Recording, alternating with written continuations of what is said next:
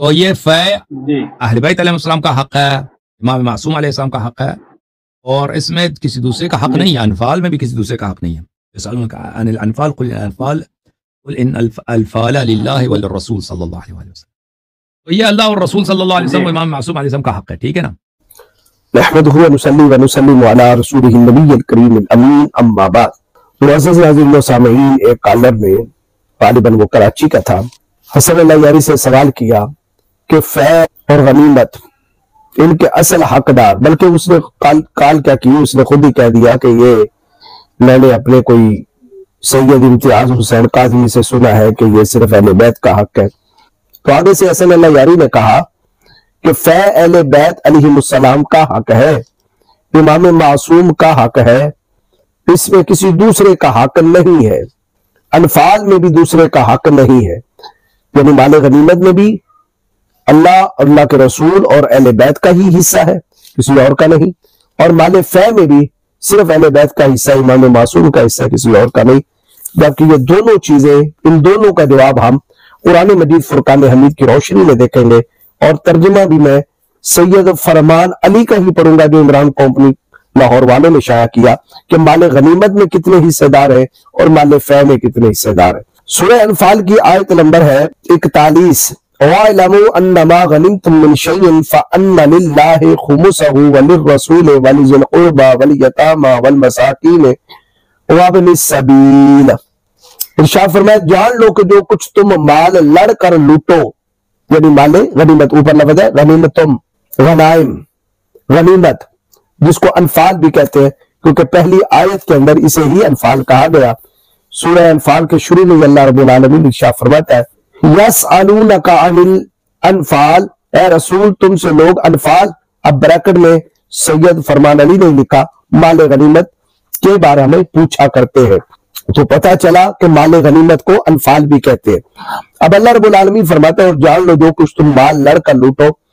یعنی مال انفال، ان میں 5واں حصہ مخصوص خدا اور رسول کے قرابت داروں یعنی اہل بیت اور یتیموں اور مسکینوں اور پردیسیوں کا ہے۔ اب 5ویں حصے میں کتنے؟ اللہ کا رسول، اہل البیت، یتیم، مسکین، پردیسی، 6 نام لیے اللہ رب العالمین نے۔ یہ مال انفال میں سے 5واں حصہ 6 میں تقسیم ہوگا، اور جو پیچھے 4 حصے ہیں وہ مجاہدین کے اندر تقسیم ہوں گے۔ قرآن تو یہ کہتا ہے کہ 100 میں سے 80 مجاہدوں کو دیا جائے اور 20 جو ہے وہ یعنی اللہ اور رسول، مراد بیت المال، دوسرا اہل بیت، تیسرا ہے یتیم، چوتھا ہے مسکین، اور 5ویں مسافر۔ ان 5 کے اندر تقسیم کیا جائے گا، 5واں حصہ پھر ان 5 میں تقسیم ہوگا، اور جو 4 ہیں یعنی 100 میں سے 80 وہ مجاہدوں کو ملیں گے اور 20 جو ہیں وہ ان 5 کو ملیں گے۔ لیکن حسن اللہ یاری نے کہا کہ انفال میں بھی دوسرے کا حق نہیں ہے، قرآن کہتا ہے حق ہے، بلکہ اس 5 میں بھی آپ دیکھیں، اس 5ویں حصے میں بھی اللہ اور رسول اور اہل بیت کے بعد 3 کو اور حصے دار بنایا گیا، یعنی یتیموں کو، مسکینوں کو اور مسافروں کو، یعنی ابن سبیل کو، اور جو باقی 4 حصے ہیں یعنی 80% مکمل، وہ سارے کا سارا مجاہدین کا ہے۔ ایک طرف حسن اللہ یاری کا بیان ہے اور ایک طرف رب کے سچے قرآن کا بیان ہے۔ یہ تو تھا انفال کے بارے میں اس نے غلط گائیڈ لائن دی اپنے ماننے والے۔ دوسرا جو اس نے مال فے کے بارے میں کہا کہ فے اہل بیت کا ہی حق ہے اور امام معصوم کا حق ہے، اس میں کسی دوسرے کا حق نہیں ہے، تو یہ سورہ حشر ہے 28واں سپارہ۔ اللہ رب العالمین نے مال فے کے بارے میں جو تقسیم کی وہ بھی سید فرمان علی ہی کے ترجمے کے ساتھ میں آپ کے سامنے رکھتا ہوں۔ یہ آیت نمبر 5 ہے، وَمَا آفَا اللَّهُ، اسی سے لفظ فے بنا ہے، یعنی جو لوٹایا اللہ نے علی رسول، اپنے رسول پر، منہم ان میں سے، یعنی کافروں سے لے کر۔ تو یہاں سے آیت شروع ہوتی ہے، آیت نمبر 10 یعنی ربنا انک رؤوف الرحیم تک اللہ رب العالمین کے مال فے کی جو ہے وہ احکام بیان کیے کہ مال فے کن کن کو ملے گا۔ تو میں اس کا ترجمہ پڑھ دیتا ہوں۔ تو جو مال خدا نے اپنے رسول کو ان لوگوں سے بے لڑے دلوا دیا، اس میں تمہارا حق نہیں، کیونکہ تم نے اس کے لیے کچھ دوڑ دھوپ تو نہیں کی، نہ گھوڑوں سے نہ اونٹوں سے، مگر خدا اپنے پیغمبروں کو جس پر چاہتا ہے غلبہ عطا فرماتا ہے، اور خدا ہر چیز پر قادر ہے۔ اور جو مال خدا نے اپنے رسول کو دیہات والوں سے بے لڑے دلوایا، یعنی ما افا اللہ، یہیں سے مال فہ بنا، وہ خاص خدا اور رسول کے قرابت داروں، یعنی ایک ہو گیا خدا اور رسول یعنی بیت المال، اور رسول کے قرابت داروں یعنی اہل البیت، اور یتیموں اور محتاجوں اور پردیسیوں کا ہے۔ تو اللہ تعالیٰ نے یہاں مال فہ میں 5 حق بیان کیے، یہ آیت نمبر 7 ہے، 5 حق بیان کر دیے، تاکہ جو لوگ تم میں سے دولت مند ہے پھر کر دولت انہی میں نہ رہے، ہاں جو تم کو رسول دے دے وہ لے لیا کرو، اور جس سے منع کرے اس سے باز رہو، اور خدا سے ڈرتے رہو، بے شک خدا سخت عذاب دینے والا ہے۔ اب پچھلی آیت میں 5 حصے دار اللہ نے بتائے، اب اگلی آیت نمبر 8 میں اللہ فرماتا ہے ان مفلس مہاجروں کا حصہ بھی ہے جو اپنے گھروں سے اور مالوں سے نکالے اور الگ کیے گئے، یعنی مکہ کے مہاجرین۔ اب پچھلی آیت میں 5 اور یہ 6 مہاجرین مکہ، جو حضرت بلال، حضرت عمار، حضرت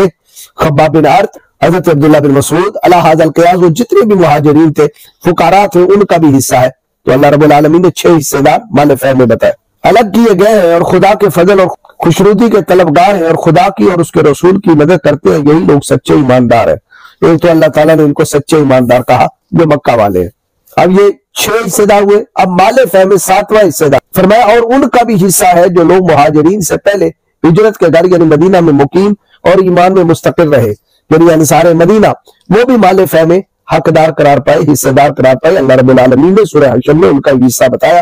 6 اور یہ 7، مہاجرین میں مکہ 6 اور انصار مدینہ 7۔ اور جو لوگ ہجرت کر کے ان کے پاس ہے ان سے یہ محبت کرتے ہیں، جو کچھ ان کو ملا اس کی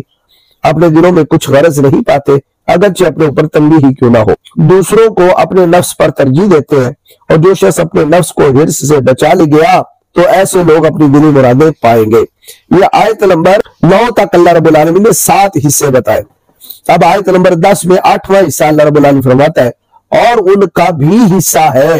کس میں سے؟ مال فہ میں سے،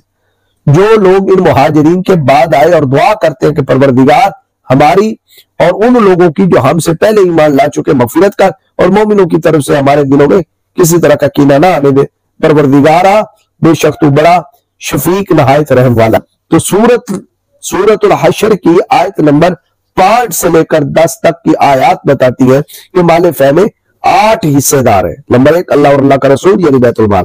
نمبر 2 اہل البیت، نمبر 3 یتیم، نمبر 4 مسکین، نمبر 5 مسافر، نمبر 6 اہل مکہ، نمبر 7 اہل المدینہ، اور نمبر 8 بعد والے یعنی قیامت تک آنے والے مسلمان جو مہاجرین مکہ اور انصار مدینہ کے حق میں دعائیں کرتے ہیں۔ یہ تو تھا قرآن مجید فرقان حمید کا بیان، لیکن اللہ یاری نے واضح طور پر قرآن مجید فرقان حمید کے اس حکم کو ماننے سے انکار کر کے غلط گائیڈ لائن دی، اور اس ماننے والے کو کہا کہ فہ اہل بیت کا حق ہے، امام معصوم کا حق ہے، اس میں کسی دوسرے کا حق نہیں۔ ایک طرف یہ ہے اللہ یاری اور ایک طرف ہے قرآن مجید فرقان حمید، کلام باری تعالیٰ۔ بتائیے کلام باری کو مانیں گے یا اللہ یاری کو مانیں گے؟